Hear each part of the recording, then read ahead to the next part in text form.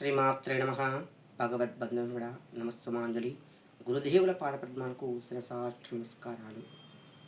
5వ తారీఖు 5వ నెల 2025 అష్టమి, భగలాముఖి దేవికి ప్రీతికరమైన రోజు. దశమహావిద్యల్లో ఒకరైన ఆ అమ్మవారు ఎవరైతే ఈ రోజున ఆ అమ్మవారిని పూజించడము, అర్చించడము, ధ్యానించడం వల్ల మంచి మంచి రిజల్ట్ వస్తుందన్నమాట.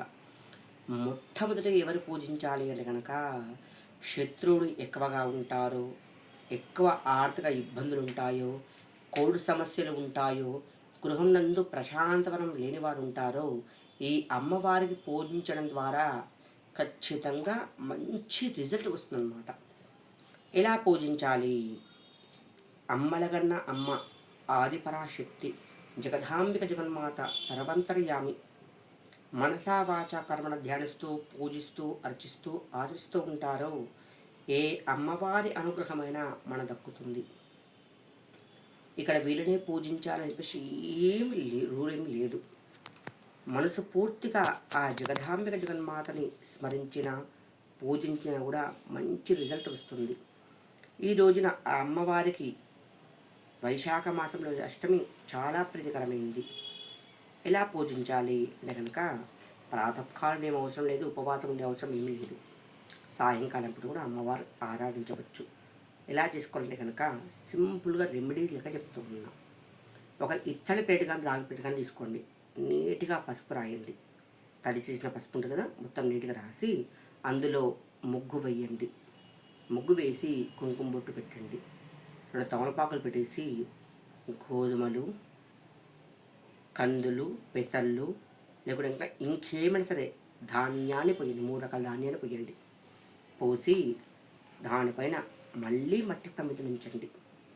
మట్టి ప్రమిద కూడా నీట్గా పసుపు రాసి బొట్లు పెట్టి ఉండాలి. 3 ఒత్తులు కలిపి ఒక ఒత్తి లెక్క చేసి అందులో 3 రకాల నూనె కానీ నెయ్యి కానీ ఏదైనా సరే 3 రకాలు కలిపి పోయండి. పోసి మీరు దేవుని దగ్గర ప్లేస్ ఉందనుకో అక్కడనే పెట్టేయండి. లేదు అనుకుంటే కనుక కింద భూమి పైన అలా మంచి నీటి కలికి ముగ్గు వేసి అక్కడ పెట్టండి. పెట్టి హల్వా చేయండి, నైవేద్యం పెట్టచ్చు. లేదు అనుకుంటే బెల్లం ఒక నైవేద్యం పెట్టచ్చు, దానిమ్మ గింజలు నైవేద్యం పెట్టవచ్చు. ఇంకా అవకాశం ఉంది కనుక గోధుమలు ఇసిరి, అంటే నానబెట్టి ఇసిరి కనుక మిక్సీ పట్టినా సరే, గోధుమ దొడ్డు రవ్వ అయినా సరే పాయసం చేసి అమ్మవారిని నివేదించండి. ఎలా స్మరించాలి అని కనుక, నీకు ఏదైతే ఇబ్బందికరంగా సమస్య ఉందో ఆ సమస్యని ఆ అమ్మవారికి మనసు పూర్తిగా చెప్పేసి, ఓం శ్రీ బగలాముఖి దేవతాయే నమః, ఓం శ్రీ బగలాముఖి దేవతాయే నమః, ఓం శ్రీ బగలాముఖి దేవతాయే నమః అని కనీసం 54 సార్లు కానీ 108 సార్లు కానీ స్మరించండి.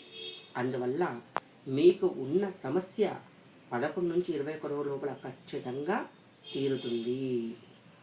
భూ సమస్యమైన సమస్య కూడా తీరుతుంది అమ్మవారికి పూజ చేయడం ద్వారా. కావున జగదాంబిక జగన్మాత అన్ని విధాలుగా అందరిపైన అనుగ్రహ కృపాకటాక్ష కురిపించాలని చెప్పేసి మనసా వాచా కర్మను ధ్యానిస్తూ చెప్పుచూ ఉన్నాను. చాలామంది అడిగారు ఎలా చేసుకోవాలి బగలాముఖి పూజ అని చెప్పేసి. సింపుల్గా చేయండి. ఆ జగదాంబిక జగన్మాత కరుణా కటాక్షాల ద్వారా మంచి రిజల్ట్ వస్తుంది. శ్రీమాత్రే నమః.